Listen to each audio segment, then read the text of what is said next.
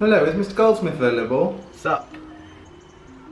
Yeah, sure, man. Where? Like, when? What we doing, bro? Alright, sweet. Dope, man.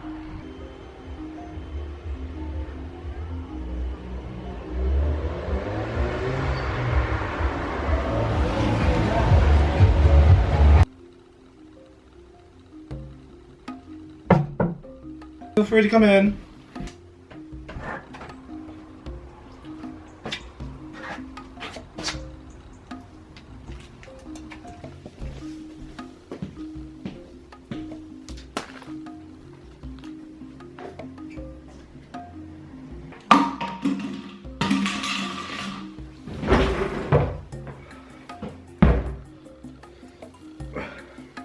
Hi Mr. Goldsmith, so thank you for coming to the interview for the Communications Officer role. So just a couple of questions really about yourself. Could you tell me about your strengths and weaknesses? So I guess my strengths would be that, you know, like, I do the weights in the gym.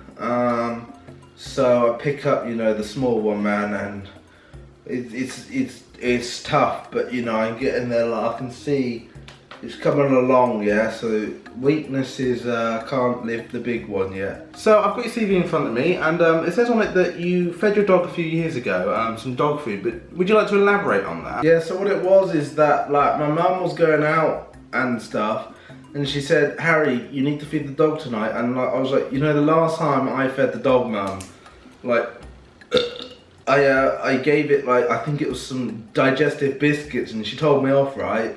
So I was like, you're just going to tell me off again? I don't really want to feed the dog.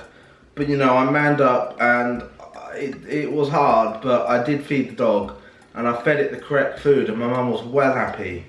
It was so good. So on your CV you also mentioned you got a higher attendance at school than your sister. What sort of attendance did you get compared to your sister then? Yeah, so my sister, right, she got 20% attendance, and so I got, I think, 21%, man. And so it was like, you know, it shows that I'm gonna turn up to work, and you know, I want a job because I want money, man. You know, I need money, so I will, you know, I'll turn up.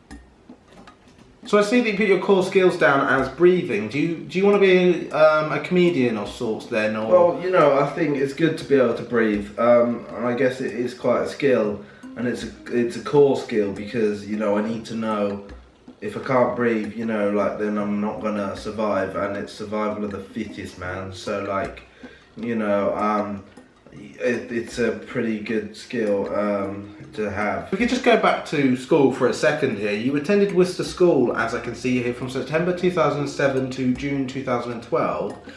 And you did very well by the looks of it. You got A stars in English language, English literature, mathematics, science, history, religious studies, IT, drama, citizenship, and business studies. So, you know, I take it that you were very good in school, and obviously you sort of put your head down and you just cracked on. So school was pretty rubbish, to be honest. Like, I didn't really want to go, but you know, so I did go. Like, my attendance shows I went and stuff, but like, I did, yeah, my grades weren't that good, to be honest. I didn't think you'd ask about that, but I didn't, yeah, I didn't actually get like A stars and stuff. Right. The grades were the reason I called you in for an interview, but I did notice you put down you were the manager of Manchester United from December 2015 to March 2016. Now, from what I know, that Louis van Gaal was the manager for some of that period.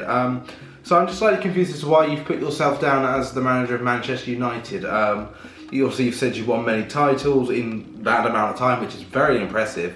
You did quite good, as you say, and your board confidence was 59%. Yeah, it's sick, right? So like, Man United came in for me. I was at Fleetwood, right, and I was doing sick things with them, and Man United were like, "Yo, Harry, we want you. We want to take you on, bruv. We want your skills and your knowledge, man." So like, they came in with some crazy contract offer, and I was like, I can't refuse this. So I left my hometown Fleetwood, and I went to Man United, and you know, I managed them for quite a bit. But then I was like, this isn't really what I want to do in my life.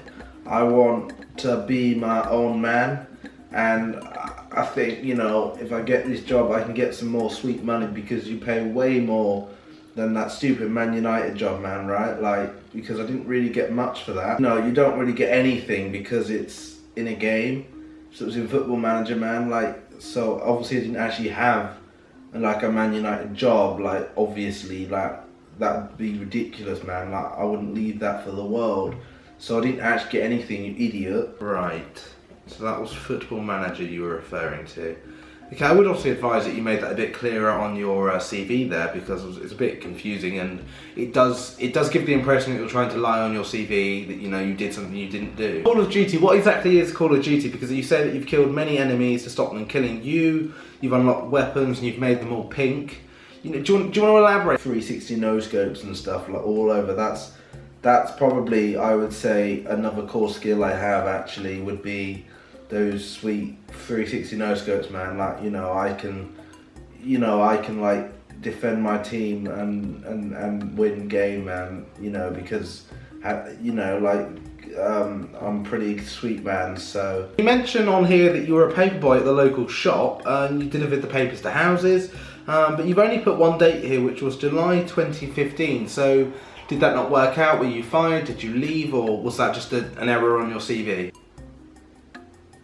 So yeah, man, I do want the job, obviously, because I want the money, man. But, you know, just I've got places to be now, right? So Tommy, my mate, he's waiting, like, you know, with the stuff at the party. If you get me, bruv, you can join in, man. But like, you know, just give me a bell, man, when you know, yeah, like when you want me to start, bruv, and then I'll come in and we can make sick stuff together, yeah. It's alright, sweet, man. See ya, bye. I did actually have a few more questions. You don't know what you're doing, do you?